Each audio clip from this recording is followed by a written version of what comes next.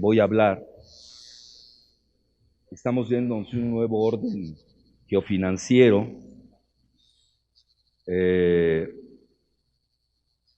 Acaban de colocar al yuan o renminbi chino. Ahorita estaba leyendo en el periódico viniendo en el carro que les acaba de prestar China 1.800 millones de dólares. Y mientras Rusia está preparando un rublo oro, es decir, su moneda que le han vapuleado sin misericordia desde diciembre del año pasado. Curiosamente yo estaba en Moscú en ese momento, un poco antes, y lo piensan apuntalar con oro. No es una jugada fácil. Vean, sobre todo que estoy viendo un público muy juvenil, les tengo que dar cosas para que entiendan cómo va esto del planeta, este juego planetario. Desgraciadamente, quienes ganan las guerras imponen el orden mundial. Es decir, no se crean hoy que el dólar es el dólar, nada más porque sí. Esto se debe a que pues Estados Unidos ganó la Primera Guerra Mundial, aunque entró tarde, ganó la Segunda Guerra Mundial, aunque también entró tarde. Si ustedes se dan cuenta y estudian bien la historia, quien derrota a Alemania fue precisamente la Unión Soviética. Son los que entran a Berlín antes que nadie. Y luego derrotan a la URSS, los Estados Unidos, en la Guerra Fría.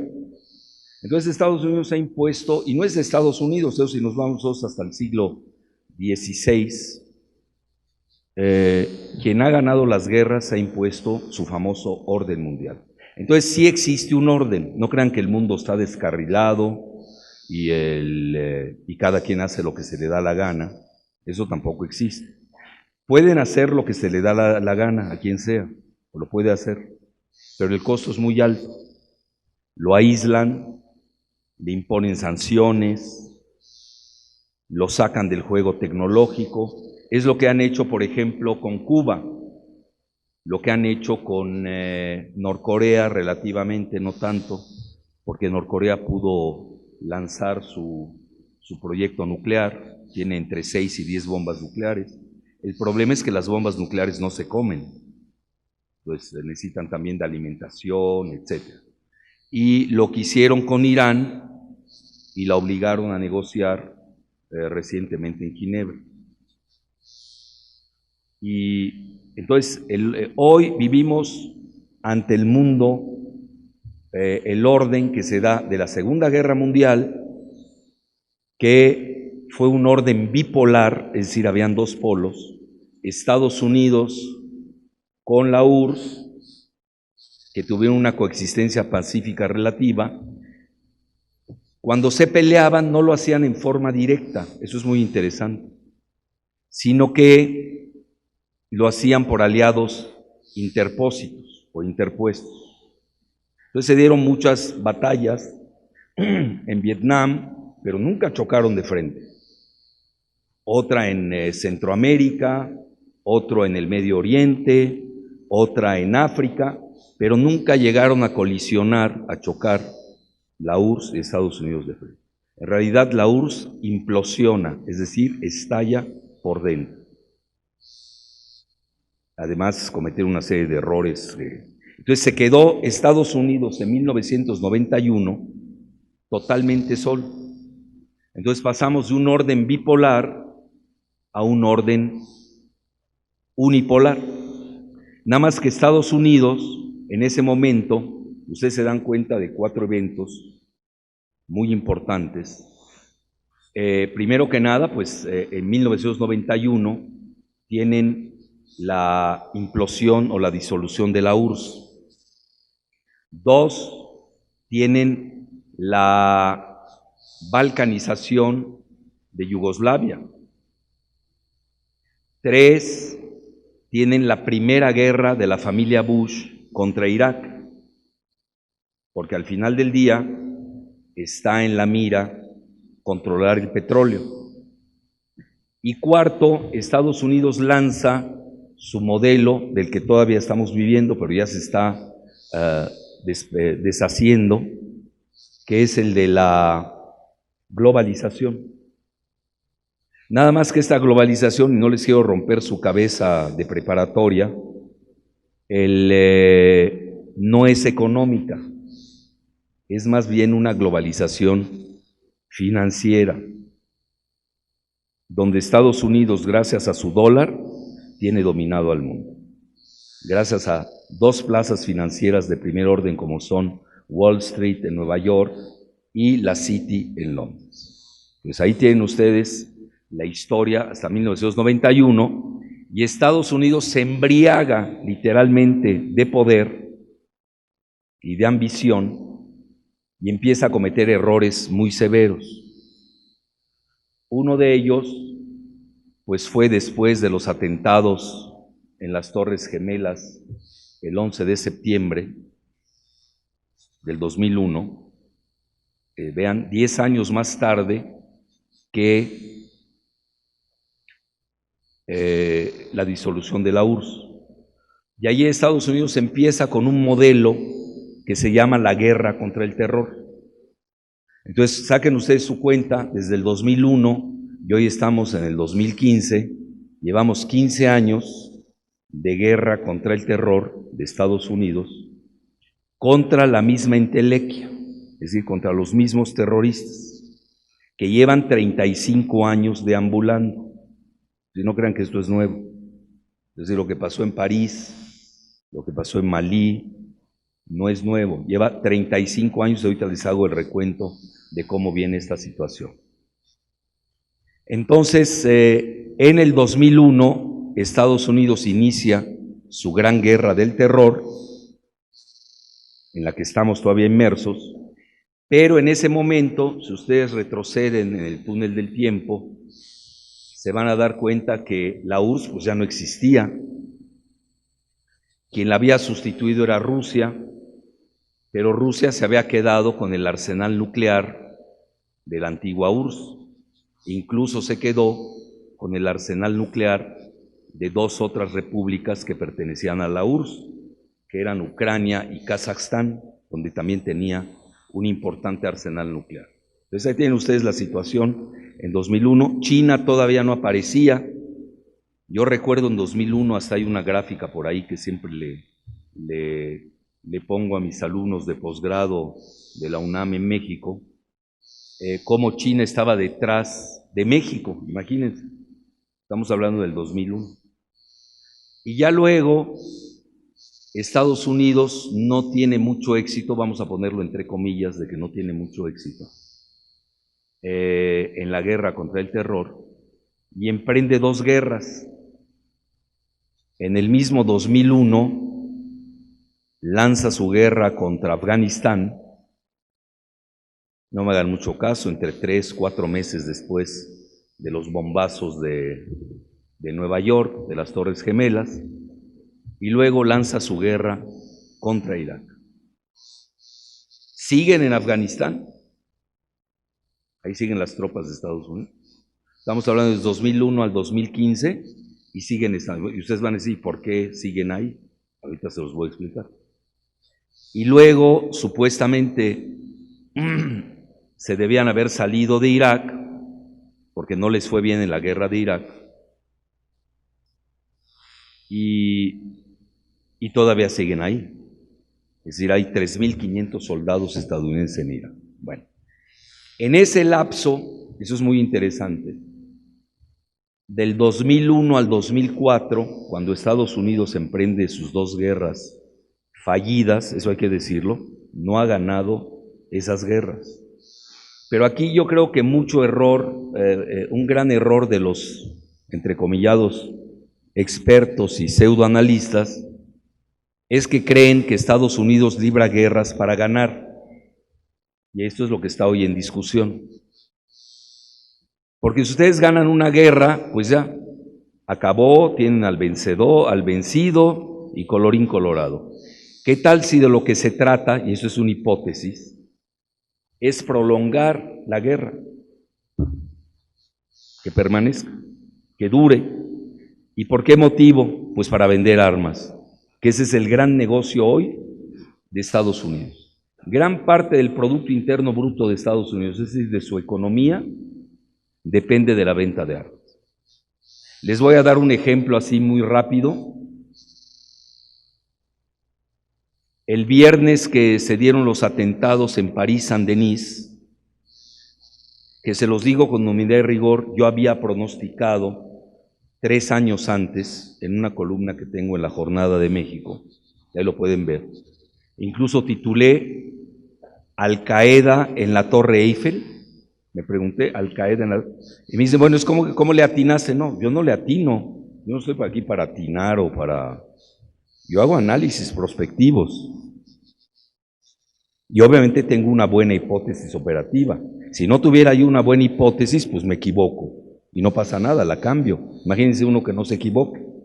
Pero hay que tener la audacia de hacer hipótesis operativas que sean, que reflejen realmente cómo está la situación mundial.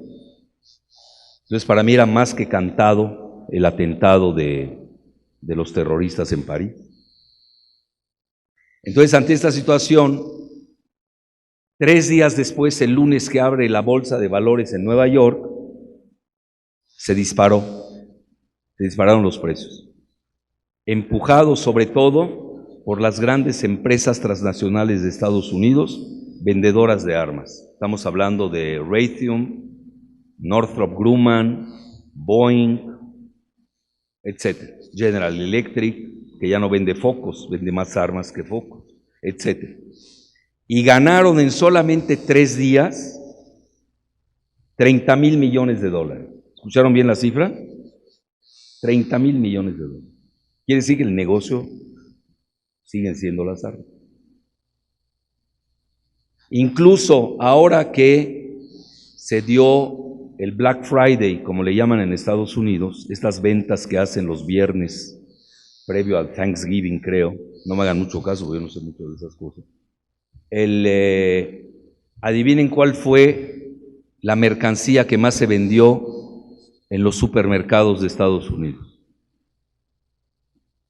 Los revólveres. La venta de armas. Es el gran negocio de Estados Unidos. Y hoy está moviendo a su economía, sea externa o sea interna. Entonces ahí tienen ustedes una situación que se da. Y del 2001, regresando al 2004, en ese lapso, suceden eventos muy interesantes, en el que obviamente pues Ecuador tuvo una participación, porque ustedes son un país petrolero y miembros de la OPEP, aunque tengo entendido que se habían salido de la OPEP, luego regresaron, no sé cómo está esa situación. Y en el 2004 se dispara el precio del petróleo, que andaba muy bajo, no me hagan caso, entre $10, $20 más o menos, y se dispara hasta $50 el barril. Y otra vez de nueva cuenta, y se los digo con humildad y rigor, yo volví a pronosticar que se iba a disparar el precio del petróleo. ¿Basado en qué? Pues en la década de los 70, vi el patrón del petróleo, cómo se movía, cuánto se disparó, etcétera. No les quiero romper la cabeza ahorita con cálculos econometristas, pero se dispara el precio del petróleo hasta 50. Yo recuerdo en una universidad de México, un gran amigo mío, que ya murió, por cierto, que era jefe de gobierno de la Ciudad de México, un político de primera línea, en una conferencia que yo había dado en la Universidad Autónoma Metropolitana, se opuso a mi teoría de que iba a subir el precio del barril del petróleo. ¿Basado en qué? Bueno, yo diría que él fue formado en Estados Unidos.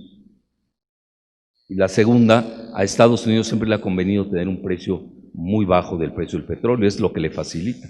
Es más, si ustedes se van a una cuenta, eso lo pueden bajar aquellos que no tengan nada peor que hacer. se meten a mi portal alfredojalife.com, van a encontrar el libro gratuito, lo pueden bajar, que se llama Los 5 precios del petróleo.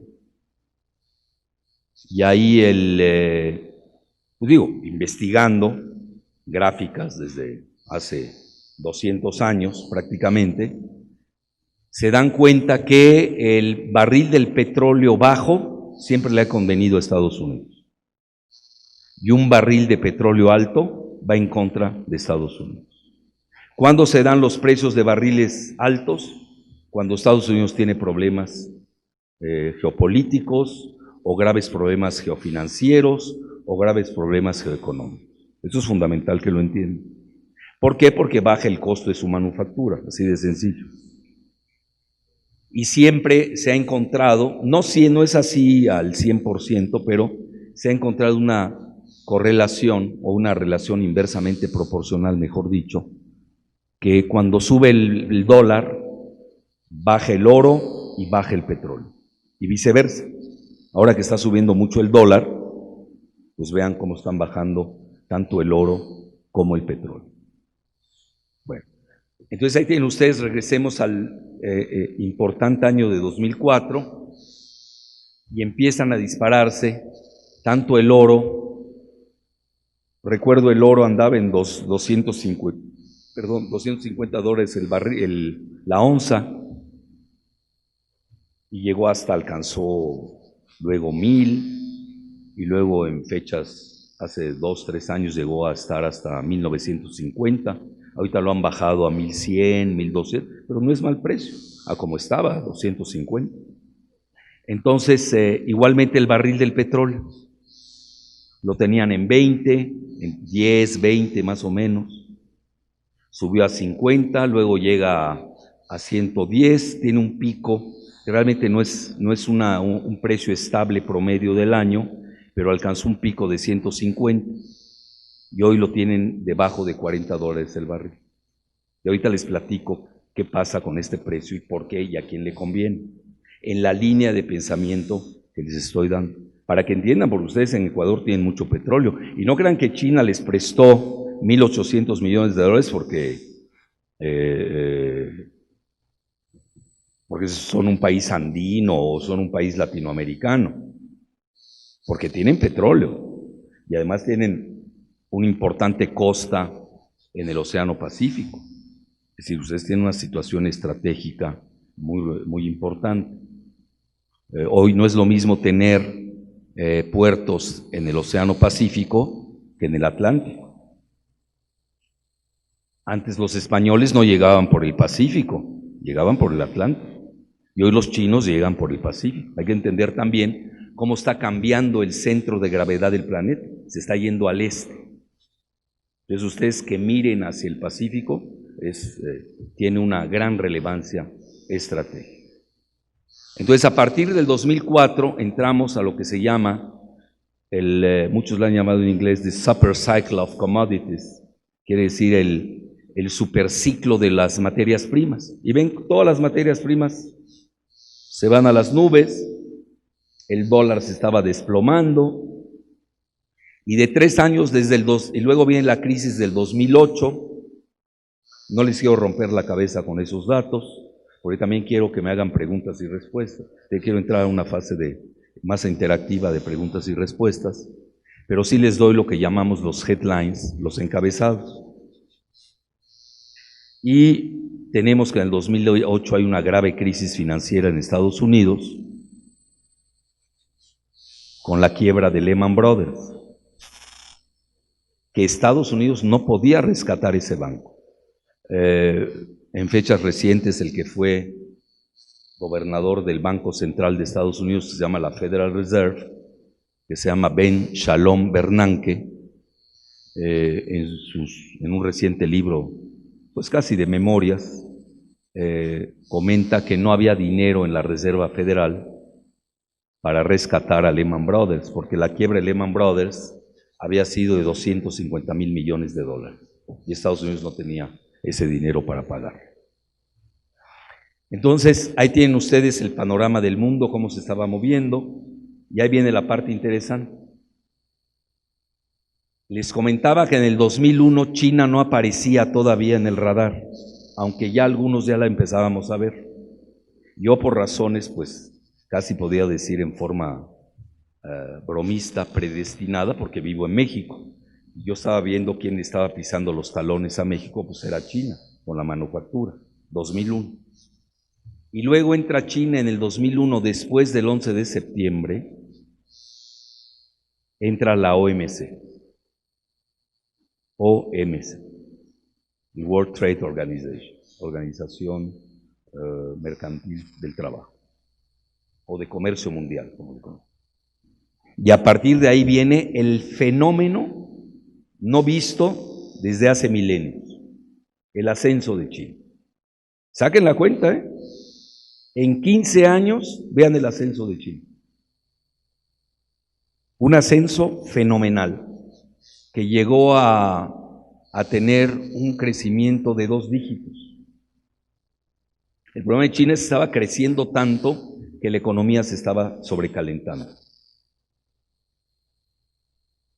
Fenomenal.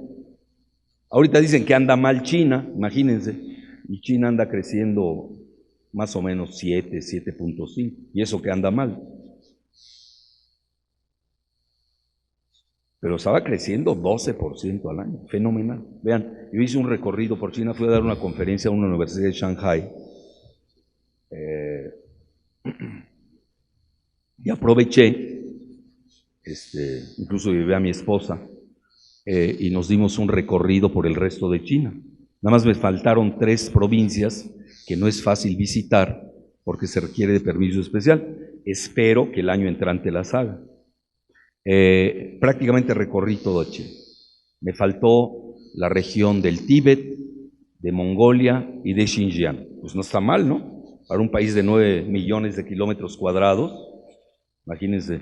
Y ve uno realmente el empuje que tiene China, bárbaro.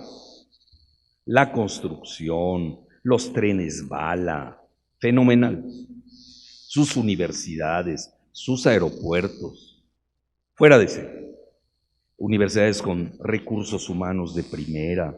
Y ustedes ahorita que aquí veo mucho joven, y más que nada veo más mujeres que hombres, ¿no? En las niñas, que me trajeron la prepa femenina o qué, ¿sí? Bueno, y precisamente veía muchos jóvenes estudiando, y ahí es muy competido, ¿eh? No se crean que es fácil entrar a una universidad, así que les doy un consejo: aprovechen sus estudios, ¿eh? Créanme que no es fácil estudiar, aprovechen sus estudios. Ya son caros, en Inglaterra, en Estados Unidos tienen que pedir préstamos para poder estudiar en las universidades, así que ustedes tienen aquí, todavía en Ecuador, universidades estatales de primer nivel, así que yo les aconsejo que lo aprovechen. Se los dice un profesor de posgrado de varias universidades que ha recorrido el planeta entero. Bueno, dicho esto, pues digo, China crece de manera fenomenal. ¿Y qué vemos hoy en día? Que la primera superpotencia geoeconómica del planeta, recuérdense, los regreso a 2001, en 15 años, hoy se llama China, empatada con la Unión Europea. Sí, pero la Unión Europea son 28 países, sumados a Alemania, ¿no? Que es el motor. Y luego tienen las primeras reservas de divisas del planeta. Tienen casi 4 millones de dólares. Estados Unidos ni las necesita, pues ellos fabrican papel dólar, no necesita tener dólares. Por eso México tiene más reservas que Estados Unidos. Estados Unidos casi no tiene la última vez que vi las cifras, andaban en 150,000 millones de dólares. No es nada para una superpotencia como Estados Unidos. Entonces vean el fenómeno. Ahora, ¿cuál es el problema? Y regresamos a esto del orden mundial. Ya les hablé de China, cómo ya se posicionó en el primer lugar como superpotencia geoeconómica mundial y como la primera reserva de divisas del mundo. Es importante que lo entiendan. Sí, pero no tiene poder, no tiene dientes, porque no manejan el sistema mundo. Acuérdense que el sistema mundo lo impone Estados Unidos desde la Segunda Guerra Mundial. Y no lo han podido sustituir. Y no es fácil sustituirlo. Por eso tenemos tanta venta de armas que Dios estaba comentando. Y luego Rusia, poco a poco en el, bueno, básicamente en el 2000, llega al poder el que hoy es su presidente, Vladimir Putin, y poco a poco empieza a restaurar con ya su arsenal nuclear, que ese no lo perdió la URSS, porque lo heredó Rusia, empiezan a fundar su complejo militar industrial, que es de primer nivel. Y empieza a resucitar entre los muertos. Realmente hoy, como está Rusia, es un milagro. Por ejemplo, el año pasado que ahí estuve, en Moscú, fui a darles una conferencia a la Academia de Geopolítica de Moscú. Me asombró. Yo nunca he visto más lujo en mi vida que en San Petersburgo. Nunca. Digo, ya Rusia estaba pujando. Van a ver cuántas reservas tiene también de divisas. Es de las primeras economías del mundo, a pesar de las sanciones que les han impuesto. Pues obviamente ya Rusia se estaba moviendo, y no por las galerías y las tiendas de consumo, no seamos banales, ¿no? Básicamente porque regresa con armas de primer nivel y hoy en día tiene una ojiva nuclear más que Estados Unidos. Entonces ahí tienen ustedes el mundo, muy sencillo, ¿cómo está? Se movió, Estados Unidos no ganó, entre comillas, la guerra de Irak y Afganistán, entre comillas, porque yo soy de la idea que ahí es una bomba de tiempo que tiene sembrada Estados Unidos contra Rusia, India y China, y lo que le conviene es seguir vendiendo armas. ¿Para qué ganas una guerra? Si la ganas, dejas de vender armas. Imagínense de un mes, yo que fui muy pacifista y tuve mi época ingenua, porque pertenecí a una agrupación que obtuvo el Nobel de la Paz en 1985, de la que fui dirigente, por cierto. Pues yo era ingenuo, les hablo del 85, bueno, ya tengo 15 más que, pues ya 40 años, ya me crecieron las canas, ¿no? Ya aprendí algo.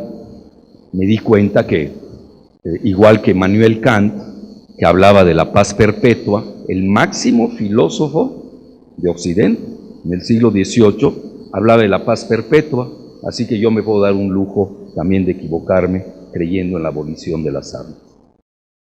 Porque no es negocio, la paz no es negocio, fíjense qué tragedia. La venta de armas es un gran negocio. El día que nosotros los humanos sepamos vender la paz como negocio, yo creo que transformaremos en sus raíces al mundo. No lo hemos sabido hacer. Y los economistas menos. Entonces, ahí tienen ustedes la situación como el mundo se ha estado moviendo. Entonces, Estados Unidos empieza su declive, tiene problemas financieros muy fuertes, sí, pero controla el sistema financiero mundial. Es decir, el simple hecho de imprimir dólares a Estados Unidos, obviamente protegidos por sus bombas nucleares, a Estados Unidos le da algo que se conoce como el bono hegemónico. Y eso es muy importante que lo entiendan. ¿Qué significa el bono hegemónico? A Estados Unidos le concede el simple hecho de ser gran potencia y de dominar el sistema financiero mundial, le da casi el 10% del Producto Interno Bruto del mundo. Yo me metería ahorita a hacer cuentas al respecto y no acabaríamos hasta mañana. El 10% del Producto Interno del mundo, Estados Unidos lo obtiene nada más con el cuentito de hacer papeles dólares. Es el que domina el mundo y no se ha podido quitar. No lo han podido. Y va a tomar tiempo. No crean que eso es de 2 días, toma 10, 20 años, es gradual. Al menos que haya una guerra Y ahí, nada más que ahora les voy a decir, esto es paradójico. Yo por eso no creo mucho en la guerra entre Estados Unidos y Rusia. Y creo que ni me voy a enterar porque va a ser la aniquilación del género humano. Así que me puedo equivocar y no pasa nada. Porque una tercera guerra mundial entre Estados Unidos y Rusia es la aniquilación del género humano, porque sería nuclear. Ahí no estamos jugando.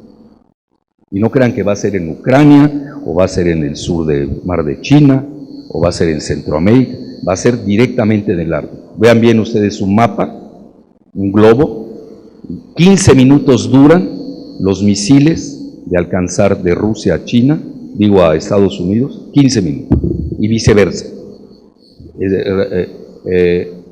Estados Unidos, no les quiero arruinar su mañana, pero les doy el panorama, por eso no creo yo mucho en ese escenario. Aunque muchos lo manejan, vean, a mí me han entrevistado mucho con esto los terroristas yihadistas, y el Papa Francisco hablaba de una tercera guerra mundial. Incluso estuvo en Sarajevo en el verano. Sarajevo es la capital de Bosnia-Herzegovina. Por cierto, bueno, y vean, esto es importante, y no crean que les digo yo por vanidad o por infatuación que viajo. Se los digo, sobre todo que veo a muchos jóvenes. Es un defecto que tenemos, y le digo hasta a mis alumnos de posgrado en México, tienen que viajar, tenemos que viajar mucho, tenemos que conocer al mundo. Porque si ustedes se van a informar de los periódicos, se van a desinformar. Hoy, desgraciadamente, los medios de comunicación representan intereses. No busquen la verdad ustedes en un periódico. Nada más un tonto cree que un periódico dice la verdad. Un periódico dice los intereses de los dueños para los que son sus propietarios. Así de fácil. Entonces ustedes tienen que saber buscar las noticias, equilibrarlas. Y hoy el que quiere estar desinformado es porque le gusta estarlo. Yo, por ejemplo, un método que hago es leer claro, estoy partiendo la base de que el mundo es tripolar, leo a los rusos, a los chinos y a los estadounidenses. Y como me gusta más la prensa británica que la estadounidense, pues leo mejor a los británicos que a los estadounidenses, que al final del día es lo mismo.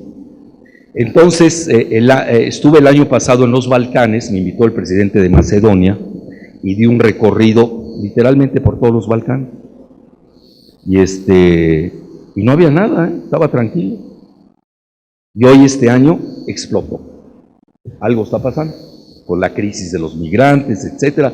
No les quiero romper tampoco la cabeza con ello, pero para que vean que el Papa Francisco estuvo en Sarajevo, que fue muy simbólica la visita. No crean que hay tanto católico en Sarajevo.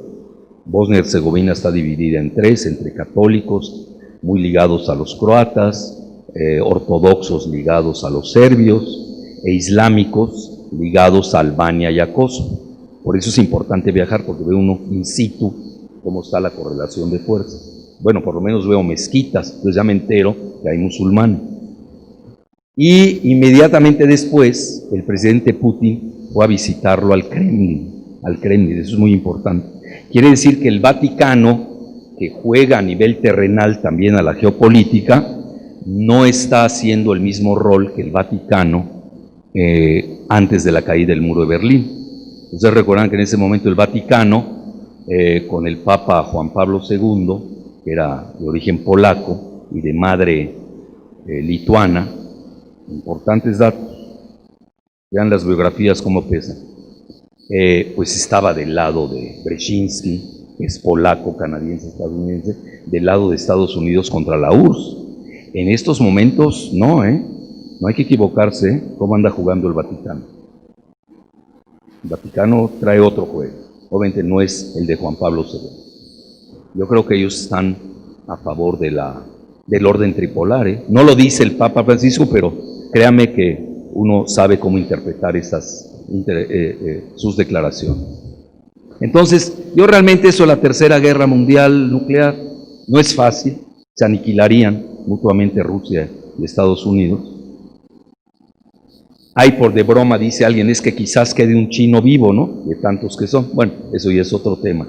Lo que sí les puedo decir que quedarían las cucarachas como supervivientes, y esto pues tumbaría de tajo la teoría de evolución de las especies de Darwin.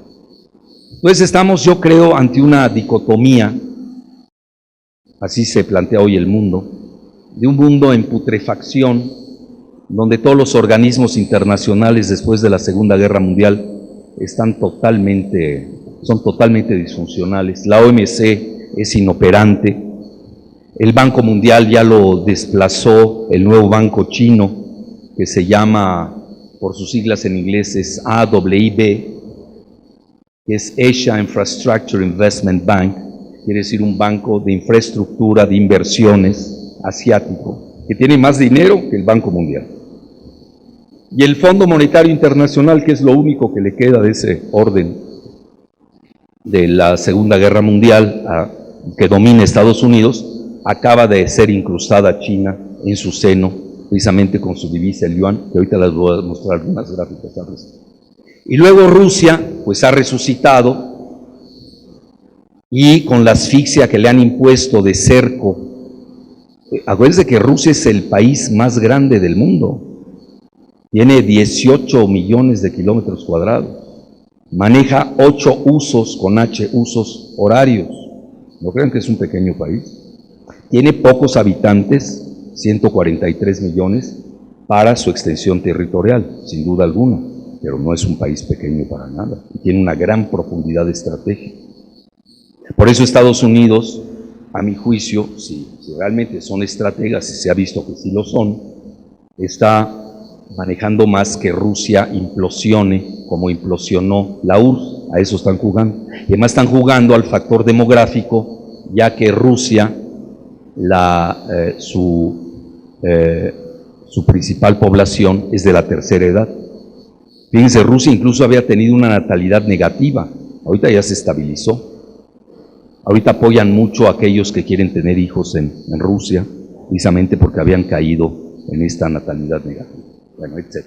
Entonces, yo creo que esa es la jugada de Estados Unidos, jugar la carta islámica desde dentro. Tampoco les quiero romper la cabeza con datos muy fuertes, pero les digo que el 20% de la población de Rusia son musulmanes, la mayor parte jóvenes, poligámicos, así que ahí meten 5 goles por partido, mínimo, etcétera.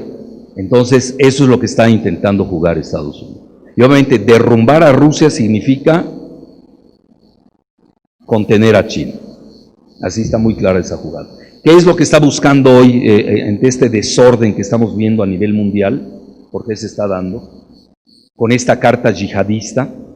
Recuerden ustedes que el 10 millones, China tiene una provincia que se llama Xinjiang, se escribe con X y con J, Xinjiang, que son pueblos, son los uigures, se escribe U-I-G-R-S, son musulmanes de los pueblos túrquicos, que van desde el desierto de Gobi hasta el mar Caspio. E incluso Turquía, como su nombre lo dice, pertenece a los pueblos turcos. No crean que este asunto del derribo del avión de Rusia por Turquía es un asunto menor. Tenía como propósito incendiar a los pueblos túrquicos. Estamos hablando la zona desde el desierto de Gobi, en China, hasta el mar Caspio, toda Asia Central.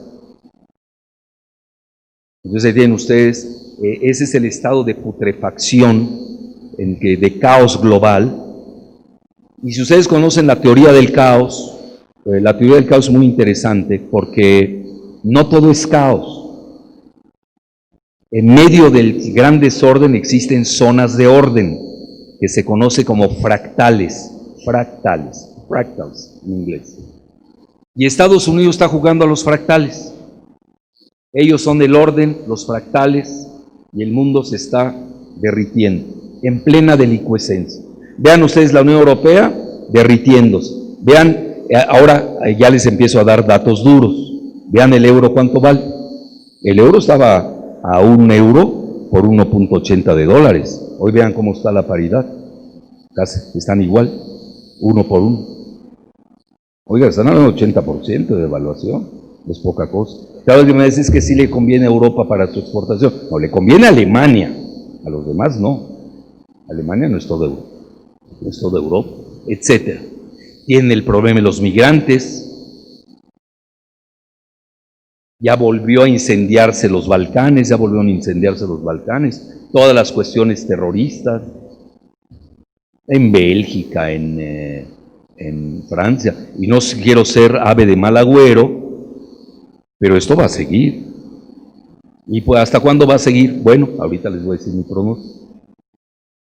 Hasta que llegue el nuevo presidente o la nueva presidenta de Estados Unidos.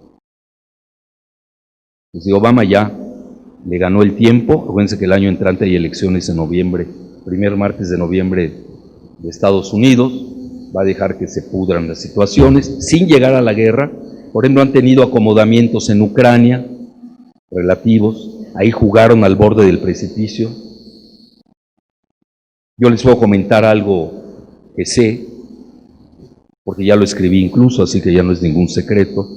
A mí uno de los altos militares de Rusia, cuando estuve en Moscú, o creo que me lo comentó cuando lo invité a México, yo no recuerdo, cualquiera de los dos, da igual.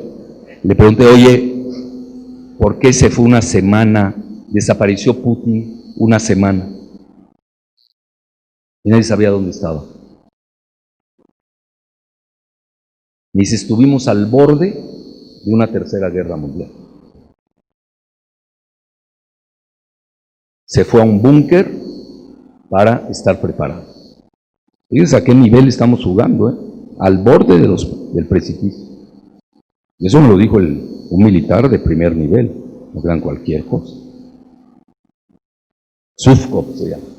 Incluso en mi columna en La Jornada lo escribí. Bueno, para no hacerles el cuento largo, ya para entrar ahorita a las diapositivas y luego dar pie a preguntas y respuestas, esa es la situación en la que se está moviendo el planeta.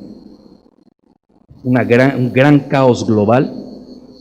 Latinoamérica no se salva.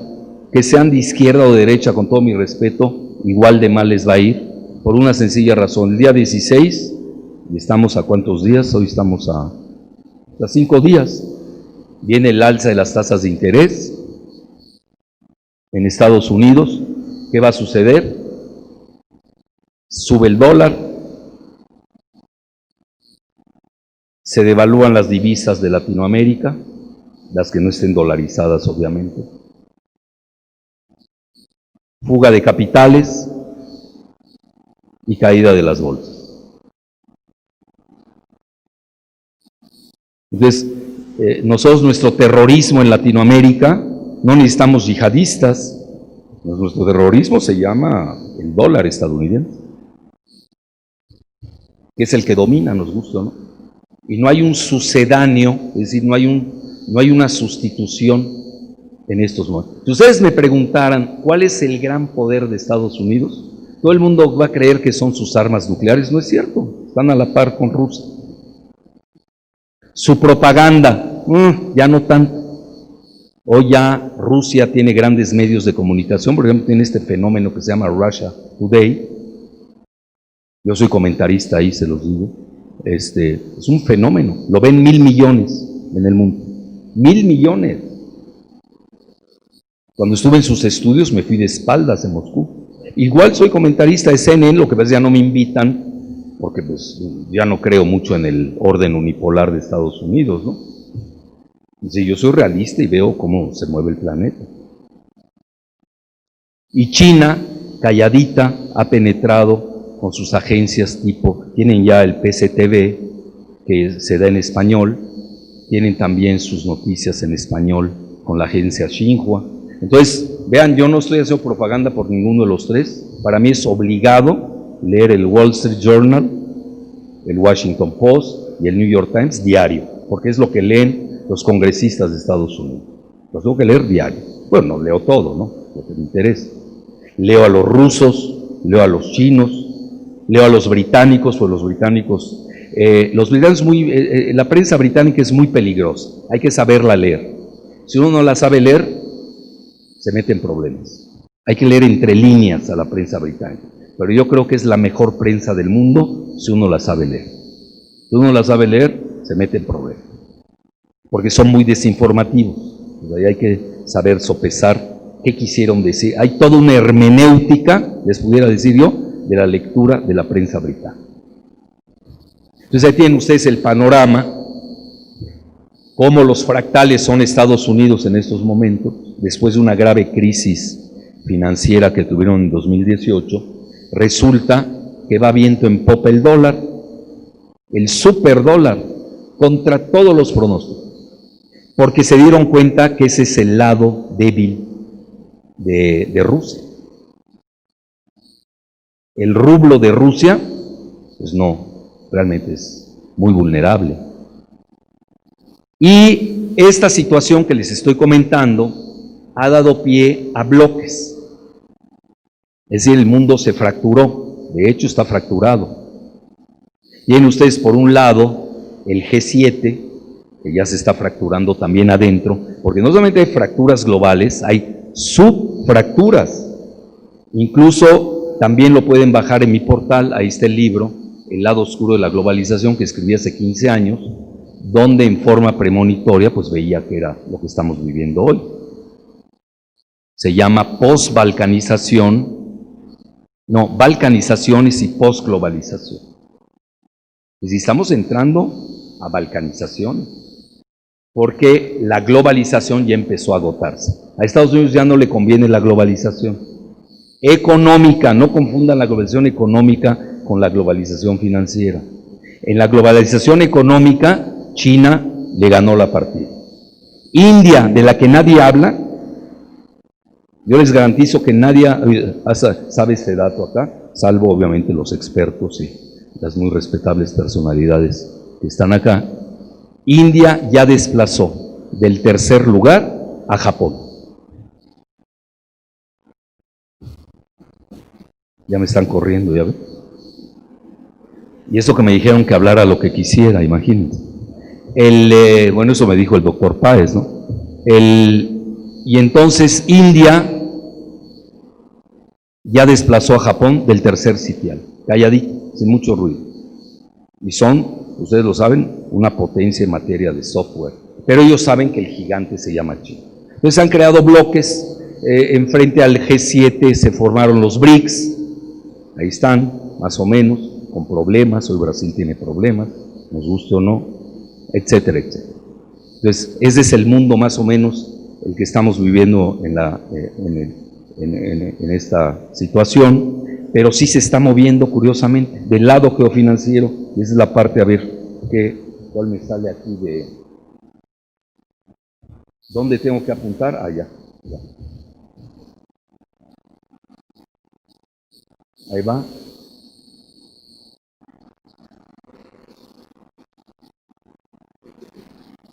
¿Cuál tecla? ¿Con esta? Ahí va. Bueno, aquí lo que les quiero mostrar, porque ya me corrieron, es bueno, ahí está el bono hegemónico de Estados Unidos. China lo ha estado criticando.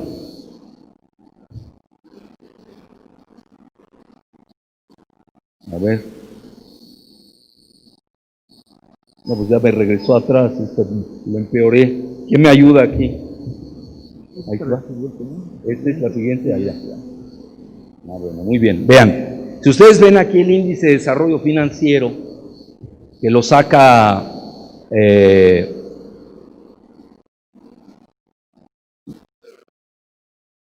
Foro Económico Mundial de Davos, vean los primeros lugares. Realmente los BRICS no aparecen, tienen muy malos lugares.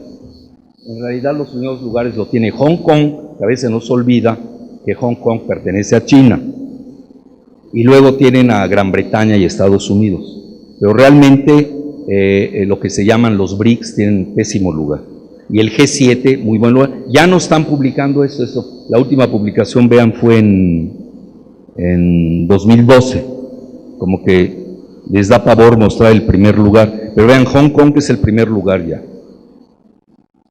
Aunque ahorita traen un acuerdo Gran Bretaña y China para mover al yuan o al renminbi para moverlo en la plaza de Hong Kong. Bueno, nos seguimos. Les quiero mostrar. Bueno, aquí es, vean Hong Kong, donde se mueven el renminbi, vean la cantidad de dinero. Y hay aquí en Londres todavía es muy poco, pero pronto esta va a subir, sin duda alguna. Y va a estar un poco a la... Vean, los que dicen que están peleados, los de Taiwán y China, vean cuánto mueve Taipei de renminbi, igual Singapur, Macao. Ese es el circuito étnico chino, que es muy importante. Luego, bueno, ya me voy a saltar todo esto. Eso es lo que les quería mostrar. Y aquí entran, acaba de entrar el yuan, o el renminbi, es lo mismo. Vean, con 10, casi el 11%, acaba de entrar a la canasta. Es una divisa virtual que maneja el Fondo Monetario Internacional, que se llama Special Drawing Rights, derechos especiales de giro. Ya tienen ustedes el dólar como moneda hegemónica, tiene el 43% básicamente. Hay una diferencia de 10%, 12% con el euro. Pero vean ustedes, del dólar al yuan, que acaba de entrar ya como tercer lugar, hay 30 puntos de diferencia. Es bestial esto. Y entre el euro y el yuan hay 20 puntos. Pronósticos: el euro se va para abajo porque le conviene a Estados Unidos, quiere quedarse sola o quiere dominar. Lo que pasa es que Estados Unidos ya no dominaba el euro y eso le molestó. Y aquí les hago un paréntesis. En todo esto, para que sepan el resumen del juego,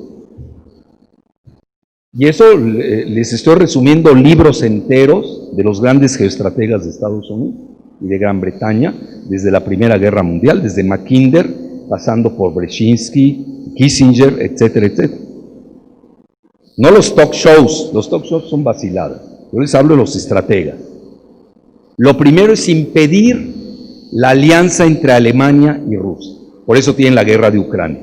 La guerra de Ucrania está diseñada para impedir la alianza entre Estados Unidos, entre Rusia y Alemania, y ahí tienen el resultado. No les dio tanto resultado. ¿Por qué? Porque luego se fueron a negociar con el grupo Minsk, Francia, Alemania, Bielorrusia, Ucrania y la misma Rusia, sin Estados Unidos, Crimen de lesa majestad. Bueno, les crearon el problema de los migrantes, para que entiendan, pero el euro sigue bajando. Es decir, el euro le traen ganas, para decírselos en términos coloquiales. El yen ya es irrelevante, igual que la libra esterlina, realmente. Los domina Estados Unidos, se divierte con ellos y ya. Realmente la divisa es el yuan. Esa es la que va a seguir subiendo. Pronto el yuan estará tomando el lugar del euro. Y vean, el yuan es la única divisa de los países emergentes en el FMI y pronto competirá frente a la proporción de los derechos especiales de giro del euro y del dólar. Bueno, otra, y ya para casi estoy adelantando el resumen, no solamente es impedir, esa es la geopolítica de Estados Unidos y Gran Bretaña, impedir el acercamiento entre Alemania y Rusia, eso es del lado europeo. Del lado asiático, yo creo que uno de los principales errores que cometió Obama fue haber arrojado a China a los brazos de Rusia. China no tiene la potencia militar de Rusia, entonces Rusia le brinda poderío militar, cobertura nuclear, pero también grandes acuerdos gaseros. No me voy a meter en ello porque es demasiado, y a veces ya no me quieren dejar hablar, así que mejor me sigo. Ya vamos a cortar, ¿no? Bueno, entonces ahí lo que se trata es impedir o romper esa alianza de Rusia y China. Y ese es el truco, haber metido al yuan al Fondo Monetario Internacional. No lo van a conseguir así, pero Estados Unidos, vean, Estados Unidos lo que siempre quiso es crear, ya sabe que no puede gobernar solo al mundo, quiso crear un G2. ¿Con quién? Con China. Nada más que China no quiso. No le conviene a China. Sabe que China iba a ser un súbdito de Estados Unidos y China no quiere ser súbdito. Si ustedes leen la historia milenaria de China, que tiene más de 5,000 años, es muy... Además, ustedes saben que en inglés se le conoce a China como The Middle Kingdom, el imperio de medio. El imperio de medio quiere decir que están entre el cielo y la tierra. Ellos ven, y por eso hicieron su famosa muralla, ven a los demás como barbáricos, en lo cual a veces tienen razón. Ellos, créanme que la raza Han tiene un gran complejo de inferioridad. Ustedes los ven chaparritos y menuditos, son muy inteligentes, muy inteligentes, y traen ese complejo de superioridad. Eso hay que entender bien a los chinos. Bueno, y ya casi para finalizar, vean las reservas. Ahí las tienen arriba. ¿Cuántas tiene China? Tiene casi 4 millones de millones. Arabia Saudita está en el 4º lugar, véanlo bien. Rusia está en el 7º lugar. La India está en el 11º lugar. Y vean, Estados Unidos está en el lugar 19. Tiene 130,000, creo, ¿no? 130,000. Vean, ya bajó sus reservas, yo antes las había visto, eran de 150,000. Entonces ahí tienen ustedes el poderío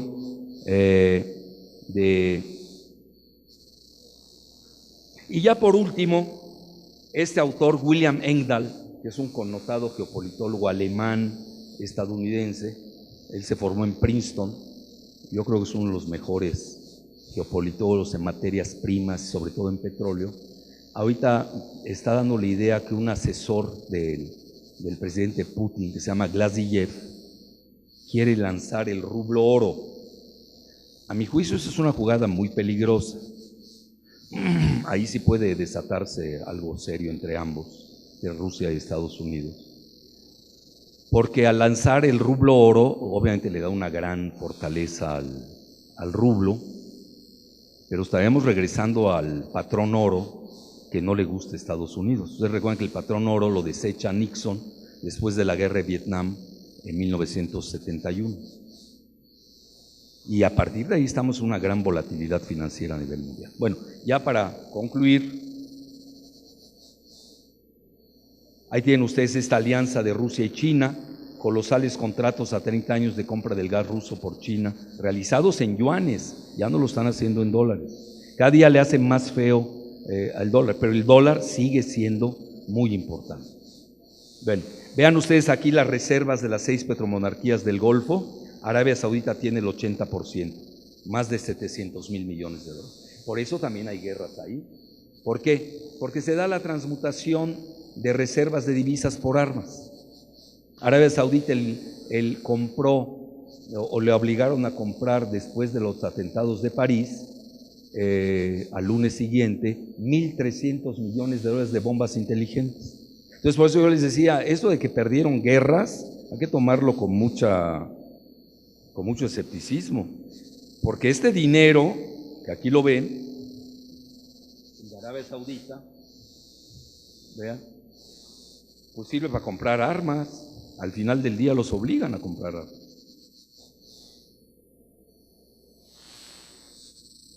Entonces, vean, es improbable que algún país sustituya a Estados Unidos en un corto periodo. Sí, pero el mundo no es estático. Y ya voy a concluir. El mundo es dinámico. Y hoy estamos viendo las grandes tendencias. Y yo les resumiría que el mundo cambia su centro de gravedad, va hacia Asia. Eso que no quepa la menor duda, va totalmente hacia Asia. ¿Por qué? Por todos los datos duros que hemos visto sobre China. El problema de China es que no es potencia militar. Es decir, sola sí la aplastaría Estados Unidos. Por eso se ha acercado, a pesar de que habían roto en la década de los 70 China y la Unión Soviética, en estos momentos la realidad, yo creo que ahí fue una torpeza de parte de los geoestrategas de Estados Unidos haber empujado a China a los brazos de Rusia. Entonces, ahí hay una gran complementariedad a varios niveles geoeconómicos, pero también a nivel geoestratégico. No solamente están los BRICS, está también de que ellos ya no están de acuerdo, China y Rusia, en el orden unipolar y en el dólar centrismo de Estados Unidos. Y esto hay que cambiar. Los chinos son más graduales, vean, ya se metieron al Fondo Monetario Internacional, se dice fácil. Realmente, a mi juicio, rescatan al Fondo Monetario Internacional, que no tiene el dinero que dicen que tiene. Entonces, ante esta situación estamos viendo un mundo que se está moviendo. Hoy el mundo en realidad es tripolar. Tenemos tres grandes potencias arriba, las tres nucleares, dos más que la otra, que son Estados Unidos, Rusia y China. No ha sido fácil para Estados Unidos venderle eso a su opinión pública. Estamos yendo a esferas de influencia respectivas. Por ejemplo, México, totalmente absorbido por Estados Unidos. Entonces ahí tienen ustedes la realidad del mundo en que se está moviendo. Ahora, esto le va a tocar al próximo presidente o a la próxima presidenta de Estados Unidos. Va a estar ante esa bifurcación. Sigue pudriéndose el mundo, lo cual tampoco le conviene a ninguno, o negocian el nuevo orden tripolar. Muchas gracias.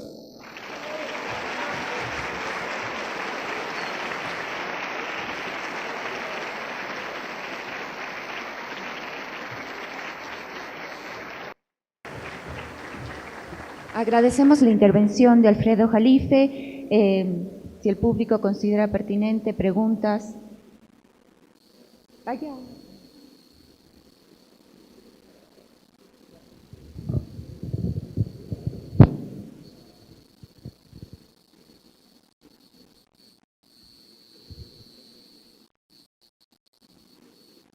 Perdón. Oigan, se me estaba pasando algo fundamental, perdone, que es el precio del petróleo, que a ustedes les incumbe para que lo entiendan. Por si no fuera Ecuador, ya me hubiera ido. Pero eso se los digo para que lo entiendan. ¿Es esa la pregunta? Ah, bueno, venga.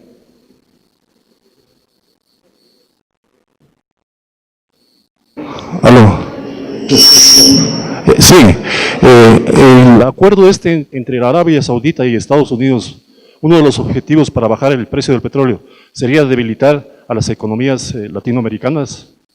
Muy buena pregunta, además era la que ya ves, se adelantó. Lo ves, ya lo habíamos dicho de cierta manera.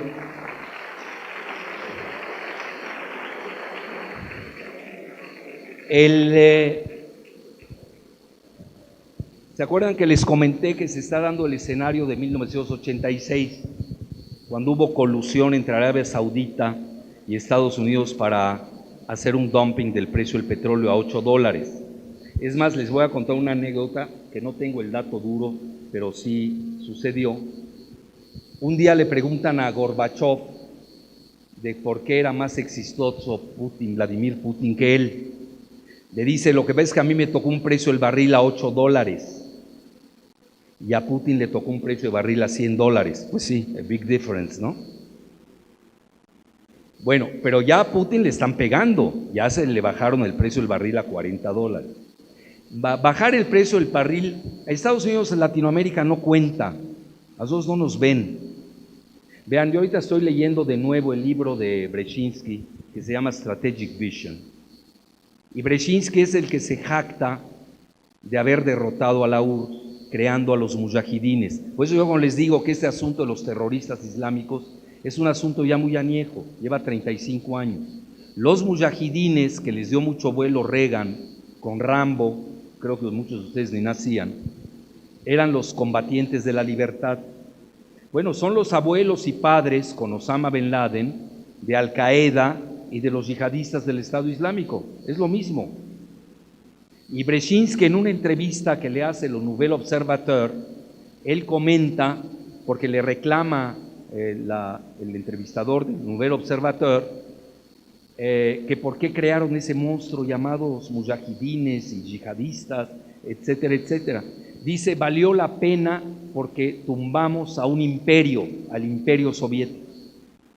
Eso es muy importante entenderlo. Mismo escenario del 86, nada más que ahora ya es diferente, con dos cuentos. Uno, de que Arabia Saudita le está haciendo un dumping al shale gas. Esa es la cobertura. El shale gas es otro tipo de petróleo y de gas que se llama en español, tiene muchas traducciones, uno les llaman gas esquisto, petróleo esquisto, bituminoso, lutita, pizarra, grisú. Bueno, vamos a quedarnos en esquisto para no rompernos la cabeza. Entonces, realmente, ¿qué tanto es cierto eso? No lo sé. Ahí lo dejo en duda. Pero la realidad, y eso sí es más claro, y eso lo acabo de dar ahorita en una entrevista, alguien que me vino a entrevistar de los medios de acá de Cuenca. Vean ustedes qué hacen los yihadistas con el petróleo que controlan en la parte de Siria y de Irak. Están haciendo un dumping terrorista del petróleo deliberadamente. ¿Qué quiere decir? La producción del Estado Islámico al día es de 2 millones de barriles diarios. ¿Escucharon bien la cifra? 2 millones, mucho más que Ecuador, un poco menos que México y Venezuela respectivamente. Si el Estado Islámico, los yihadistas fueran país, serían la 9ª potencia en el seno de la OPEP. Bueno, ¿qué es lo que hacen? Y ya se sabe, no crean que son secretos, yo lo acabo de publicar incluso. Cuando el petróleo estaba a $100 el barril, o a 110, los yihadistas lo remataban a $15, ¿escucharon bien a cuánto? A $15 en la frontera con Turquía, donde los contrabandistas, entre ellos un israelí que se llama Farid, así de su mote, lo compraban, pero además lo compraban para grandes compañías que luego lo exportaban a Israel. Eso lo saca hasta un periódico israelí que se llama Globs, G-L-O-B, grande E-S. ¿Quiénes son los que compran el petróleo? ExxonMobil, estadounidense. Conoco, estadounidense. British Petroleum, británica.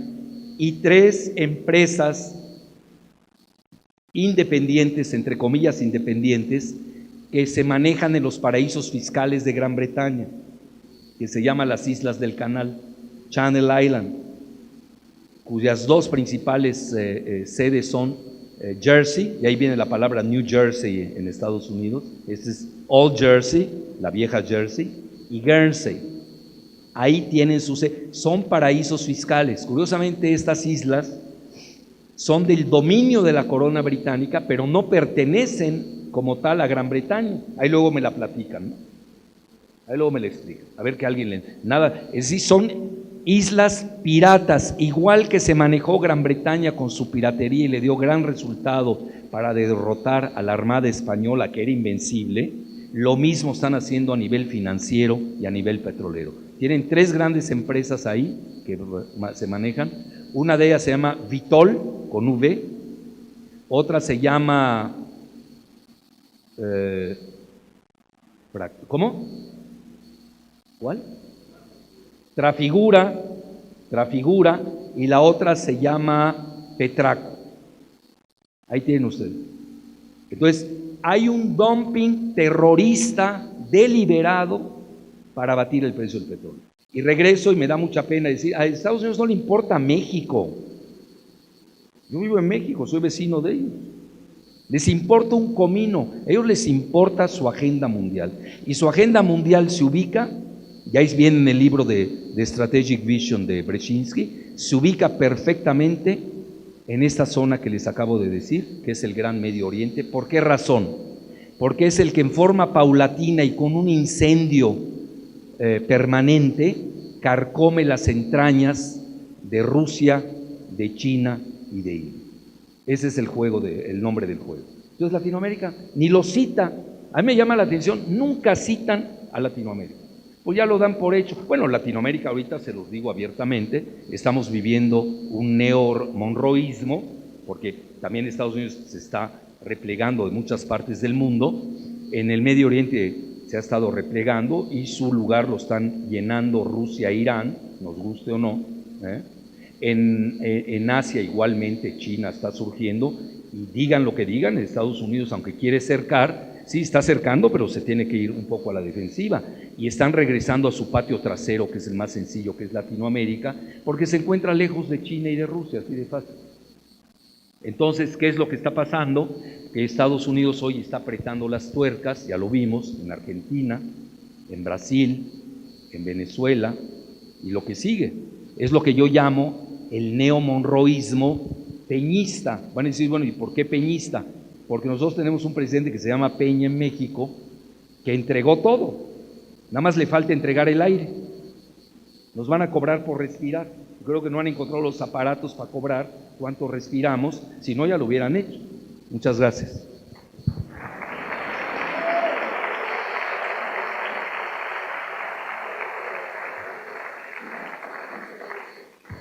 Y una más para irme a desayunar. ¿Ya? A ver, venga. Sí, bueno. Primeramente, buenos días a todos los presentes, agradeciéndoles a los organizadores de este congreso por hacernos partícipes a la Universidad Católica de Cuenca. Doctor Alfredo, buenos días, agradeciéndole a usted también por tan maravillosa intervención. A más de una pregunta, sería un criterio, queríamos que un criterio de su parte. A su opinión, el suceso del 11 de septiembre en Estados Unidos fue nada más que un autoatentado con el único objetivo de iniciar un conflicto bélico con Medio Oriente con la finalidad de explotar sus recursos para su beneficio económico. Muchas gracias. Bueno, vean, yo no me quiero meter en conjeturas, pero sí les puedo decir que aquí no importa la verdad histórica, eso la sabrán nuestros nietos cuando saquen los archivos desclasificados. Vean, yo antes daba un libro en posgrado que se llama El secreto de haber lanzado la bomba atómica en Hiroshima y Nagasaki. Es un evento mayúsculo. Y lo hace un señor Alperovix y se basa en archivos desclasificados. Yo hasta que leí el libro, pues creí la narrativa de la propaganda estadounidense. Fue para salvar la libertad, ya saben todo el cuento que manejan, para que no hubieran más muertos, y además ya estaba ganada la guerra. La realidad fue que lanza a Estados Unidos las dos bombas para impedir la revancha de Rusia de ir a tomar Japón, porque ustedes saben, había perdido Rusia la guerra con Japón, y eso llevó a la caída del zarismo y luego a la llegada del comunismo en Rusia. Esa fue la realidad, impedir que Rusia tomara Japón. Y todos los que vivieron en esa época en Estados Unidos se creyeron el cuento hollywoodense de que fue por salvar la libertad y fue para que hubieran menos números de muertos. Y ellos para la propaganda son únicos. Entonces igual aquí lo del 11 de septiembre yo no me quiero meter al negocio financiero, porque hubo un gran negocio en la bolsa con el derrumbe de las Torres Gemelas. Y fíjense, ustedes se dan cuenta, tiene mucha similitud con el 13 de noviembre de París. Mucho. Pasaportes que no se queman. Yo digo que los mejores pasaportes del mundo hoy son los sirios, los egipcios, los saudíes, porque se caen 2 torres enteras y no le pasa nada a los pasaportes. Igual pasó ahora con los pasaportes de sirios y egipcios en los atentados terroristas de San Denis. Dejemos eso de lado. Vean, aquí lo que importa no es que ustedes en la Universidad Católica de Cuenca tengan la verdad histórica. Y si la tenemos no sirve para nada. Aquí lo que importa es la percepción de la opinión pública estadounidense. Aquí lo que importa es el choque de las civilizaciones de Samuel Huntington, que la estamos viviendo hoy en pleno siglo XXI. Lo que importa es qué es lo que le venden los multimedia de Estados Unidos a su opinión pública para librar una guerra de esa magnitud en Afganistán, en Irak, y iniciar el siglo XXI bajo el signo del terror, de la guerra del terror, que curiosamente es muy ineficiente porque no da resultados. Fíjense, Estados Unidos encabezó desde hace un año una coalición de 62 países. Yo que soy quisquilloso, me dije, seguramente está México en la coalición de 62 países, no puede ser que no esté México. Bueno, meto, indago y efectivamente tienen a México en la lista de los 62 países. Bueno, el presidente de México no lo sabe. Es decir, México está en guerra contra los yihadistas, el presidente de México no lo sabe. Su disfuncional Congreso tampoco lo sabe. La opinión pública no lo sabe. Y aquel día sacan los yihadistas que se van a ir no sobre 62, sobre 60, porque también se equivocan, y los van a empezar a golpear porque ellos forman parte de la coalición, y ahí viene la bandera de México. Y fue cuando en México nos enteramos que somos ya motivo de un probable atentado. Bueno, ¿qué quiere decir? Que obviamente Estados Unidos usa a estos, y además no lo digo yo, ahorita les voy a decir algo muy fuerte, documentos de Estados Unidos, los usa como un instrumento geoestratégico, como una espada de Damocles contra aliados veleidosos o reticentes para domarlos, para domesticarlos. Vean, acaba de salir un documento de la DIA. La DIA es Defense Intelligence Agency, de agosto del 2012, 3 años. Y ese documento lo hizo un juicio Judicial Watch, observatorio judicial, y le dieron el documento. Y ahí dice cómo Estados Unidos crea a los yihadistas del Estado Islámico. Digo, ¿para qué me meto a discutir si son de Estados Unidos o no? Ellos están confesando que ellos los crearon. Entonces, ¿qué me pongo a discutir? Y luego entrevista al Al Jazeera, que es de Qatar, al teniente general Michael Flynn. Flynn se escribe F-L-Y-N. Lo entrevistan, ahí lo tienen, son datos duros. El exdirector de la DIA en ese momento, y dice, valido como auténtico el documento. Y así es, nosotros creamos a los yihadistas del Estado Islámico. Entonces ya nos vamos, bueno, which is the name of the game? ¿Cuál es el nombre del juego, no? Es muy claro, desestabilizar las regiones islámicas, porque eso le pega de lleno en las entrañas a Rusia, a China y a India, así de sencillo. Muchas gracias.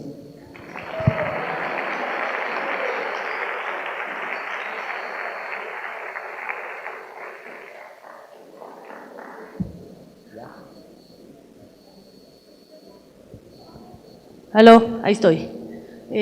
Buenas tardes, Fabiola Ordóñez, directora de la Agencia Nacional de Tránsito.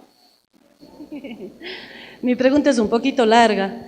Doctor, como usted menciona en todos sus artículos que si bien es cierto las geofinanzas cambian en forma dramática con la incorporación de las divisas, de la divisa china en las divisas del Fondo Monetario Internacional conjuntamente con el dólar de Estados Unidos, el euro, la libra esterlina, etcétera. La primera pregunta es ¿por qué Estados Unidos impide el ingreso? Después, ¿cuál fue la razón de la crisis de agosto en las bolsas de valores financieras en la China? ¿Hubo en realidad una advertencia militar de Estados Unidos a China o hubo negociaciones y cuál fue la finalidad de esta? Finalmente, la integración de China a la llamada Asociación del Pacífico que conforman los 12 países, ¿cuál fue la respuesta del Fondo Monetario Internacional ante esto? Bueno, Empiezo por la última, que es más fácil. El Fondo Monetario Internacional no tiene nada que ver, aunque Estados Unidos lo controla, en el asunto de la Trans-Pacific Partnership, de la Asociación Transpacífico, porque no es de su incumbencia. Pero vean, y respondo a la primera o a la segunda, para conectarlas. El que haya dejado Estados Unidos el ingreso del yuan al Fondo Monetario Internacional denota que hubo una negociación. De otra manera, no creo que Estados Unidos sea otro Estados Unidos, se haya vuelto filantrópico y samaritano del día a la mañana. Eso no existe en las relaciones internacionales. Se debió haber dado algo, un quid pro quo, que le llaman, a cambio de algo. Lo que está manejando la prensa china y la prensa internacional es de que China lo que dio es abrir más el mercado chino, crear reformas internas para la penetración del capital exterior. Eso es lo que más o menos se está manejando. Y otra lectura de gente cercanas a China es de que el sector financierista dentro del Partido Comunista Chino es el que salió airoso, es decir, para seguir empujando la burbuja inmobiliaria, etcétera, etcétera. Yo no, y viene la cuestión de agosto, ahí hay que ir, sucedió algo que todavía no necesitamos retrospectiva para saber qué pasó, pero ya lo estamos empezando a ver. Se da en un contexto de alta tensión en el mar del sur de China, eso también es muy relevante. Segundo, se da después de una devaluación, microdevaluación del yuan frente al dólar. Lo que pasa es que aquí es muy importante entender lo siguiente. El yuan chino estaba fijo al dólar y el alza desmedida del superdólar, estamos hablando hasta un 40% frente a una canasta de divisas mundiales. Es bárbaro eso, ¿eh? Nada más este año lleva 20% revaluado el dólar, de gran revaluación. Eso estaba jalando a China también a encarecer sus exportaciones, porque estaba fija la paridad del dólar con el yuan chino. Entonces lo que hace China es devaluar controladamente el